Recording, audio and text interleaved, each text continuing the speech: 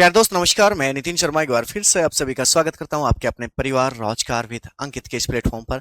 साथियों, जब हम लोग तैयारी करते हैं तो कभी कभी ऐसा हो जाता है कि कुछ टॉपिक्स हमें बहुत परेशान करते हैं और उन टॉपिक्स की वजह से हमारा ना विषय में कॉन्फिडेंस बिल्ड नहीं हो पाता। और सबसे बड़ी बात क्या होती है कि हम टीचर के साथ साथ चलते रहते हैं और चीजें हम उस लेवल पर चीजें तैयार नहीं कर पाते जो होनी चाहिए। इसी क्रम में मैंने एक सीरीज शुरू की है आप लोगों के लिए, और इस सीरीज के तहत मैं आपको 5 से 10 मिनट के अंदर हर एक टॉपिक को तैयार कर रहा हूं। और ये जो टॉपिक हम तैयार कर रहे होंगे ये आपकी सभी परीक्षाओं के लिए महत्वपूर्ण होंगे। जैसे कि आज मैं आप सभी के सामने उपस्थित हुआ हूं एक ऐसा ही महत्वपूर्ण टॉपिक लेकर, जिसका नाम क्या है बच्चे? जिसका नाम है गंगा नदी तंत्र। आपको दिख रहा होगा मेरे पीछे कि गंगा नदी तंत्र, ठीक है। ये जो गंगा नदी तंत्र है इसमें बहुत बड़ा एक कह सकते हैं नदियों का जाल है, लेकिन इस नदियों के जाल को हम बहुत अच्छे तरीके से डिकोड करने वाले हैं, ठीक है।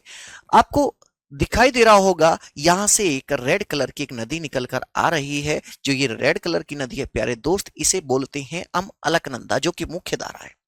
ये जो अलकनंदा है सतोपथ हिमनद से निकलती है, यानी सतोपथ ग्लेशियर से निकलती है, ठीक है। और इसी नदी में बहुत सारी नदियां किस प्रकार अपना जल लाकर डालती हैं उसे देखेंगे। आपको दिखाई दे रहा होगा सबसे पहली नदी है धौली गंगा, जो कहां मिलती है? विष्णु प्रयाग में मिलती है बेटा। प्रयाग किसे बोलते हैं? दो नदियों के मिलने का स्थान क्या कहलाता है? प्रयाग कहलाता है। फिर अगली है नंदाकिनी नदी, जो कि नंद प्रयाग बनाती है। जहां ये नदियां आपस में मिलती हैं वो प्रयाग कहलाता है स्थान, ठीक है। पिंडारी नदी जो कर्ण प्रयाग बनाती है। इधर से मंदाकिनी नदी है प्यारे दोस्त, जो कि रुद्र प्रयाग का निर्माण करती है। और फिर भागीरथी नदी मिलती है देव प्रयाग में आकर, और यहीं से प्यारे दोस्त निर्माण होता है गंगा नदी का। किसका? यहां से देव प्रयाग से किस नदी का निर्माण हुआ कि भैया गंगा नदी का निर्माण हो गया, ठीक है। अब हमसे प्रश्न पूछता है एग्जामिनर कि भैया ये बताइए गंगा नदी की सबसे लंबी मुख्य सहायक नदी तो कौन सी बताएंगे? ये रही हमारी यमुना नदी है। क्या बताएंगे? यमुना नदी है। अब गंगा नदी की सभी सहायक नदियों को याद करने में बड़ी परेशानी होती है, कुछ याद नहीं करना, सिर्फ दो ट्रिक याद रखिएगा। पहली ट्रिक क्या है प्यारे दोस्त?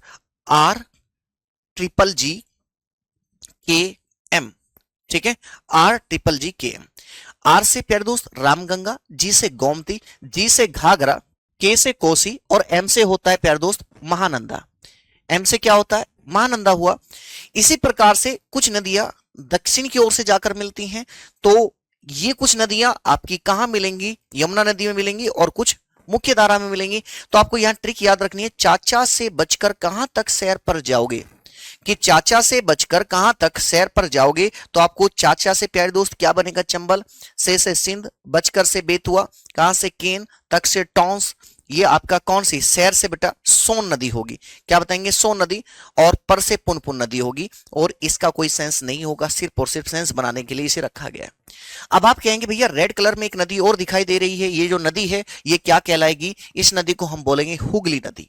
हुगली नदी ये सहायक नदी नहीं है।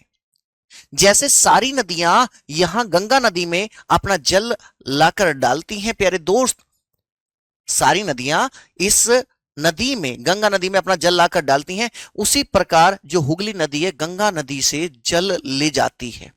यानी कि क्या बताएंगे? इसे एक वितरित नदी कहेंगे, सहायक नदी नहीं है, ठीक है। कुछ महत्वपूर्ण फैक्ट्स और हैं, उनके बारे में एक बार और जानते हैं। हम आगे बढ़ते हैं। गंगा नदी तंत्र के बारे में आपको दिखाई दे रहा होगा। लंबाई कितनी है प्यारे दोस्त? कितनी है कि भैया लंबाई है 2525 किलोमीटर। क्या बताया कि लंबाई कितनी है? लंबाई है 2525 किलोमीटर। 2525 किलोमीटर। कितने राज्यों से होकर बहती है प्यारे दोस्त? 5 राज्यों से होकर बहती है, समझे। और ये 5 राज्य कौन कौन से हैं? एक तो है उत्तराखंड, उत्तराखंड के उत्तर काशी से तो ये निकलती ही है। फिर उत्तर प्रदेश है, फिर बिहार है, और फिर झारखंड है, और फिर पश्चिम बंगाल है। याद रखने की कोई ट्रिक? ट्रिक है बेटा। ट्रिक आपको ट्रिक से अच्छा लगता है तो ट्रिक से कर लीजिएगा। बाबा बा बा उतरे उतरे झारखंड में, झारखंड, ठीक है। बाबा उतरे झारखंड में। कैसे याद रखेंगे? बा से प्यारे दोस्त यहां बिहार होगा। क्या बताएंगे? बा से बिहार हुआ, ठीक है। बा से क्या होगा? बंगाल होगा, यानी पश्चिम बंगाल होगा। ठीक है, उत्तरे से उत्तर प्रदेश यानी कि यूपी, और दूसरा ये क्या होगा, यूटीटी यानी कि उत्तराखंड होगा, और ये झारखंड हुआ ही।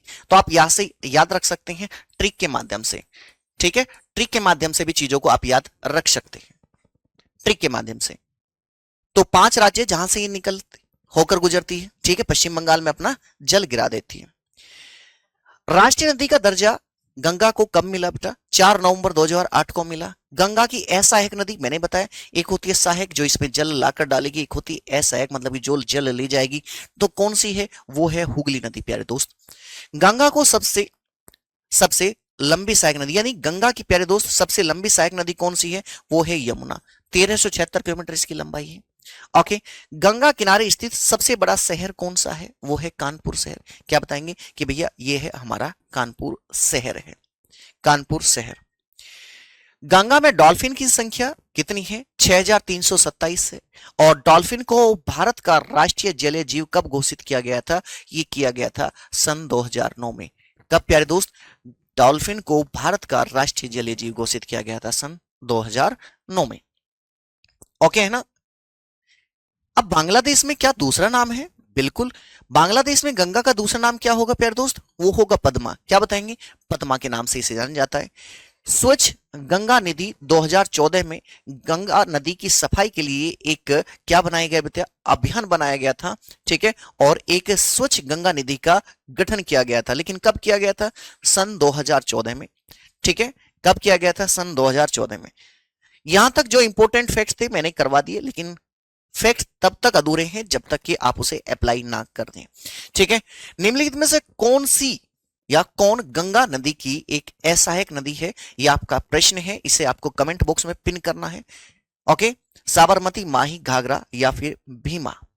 ओके, निम्नलिखित में से कौन यमुना नदी की सहायक नदी है, ठीक है, यमुना नदी की एक सहायक नदी है। ठीक है, तो आपको सभी साथी क्वेश्चन का आंसर देंगे। बहुत बढ़िया, एक सहायक नदी है बेटा, एक सहायक नदी है। ठीक है, तो उम्मीद करता हूं सभी साथियों को क्वेश्चन समझ में आए होंगे, पूरा कॉन्सेप्ट समझ में आया होगा। मैं इसी प्रकार की एक सीरीज आप लोगों के लिए लेकर आ रहा हूं, जिसमें हम चीजों को इसी प्रकार से कॉन्सेप्ट को क्लियर कर रहे होंगे। आप सभी का फीडबैक चाहता हूं कि आप सभी को ऐसी वीडियोस चाहिए, यदि चाहिए तो कमेंट बॉक्स में बोल देंगे आप लोग, यस सर ऐसी सीरीज चाहिए। आपकी हर एक परीक्षा के लिए ये महत्वपूर्ण होगी, और हम थोड़ा थोड़ा करके कहते हैं ना कि बूंद बूंद से घड़ा भरता है, इसी प्रकार से चीजों को कर रहे होंगे। ठीक है प्यारे दोस्त, मिलते हैं फिर एक नई वीडियो के साथ में, तब तक के लिए tata bye bye, Ram Ram, जय हिंद, जय भारत बच्चे।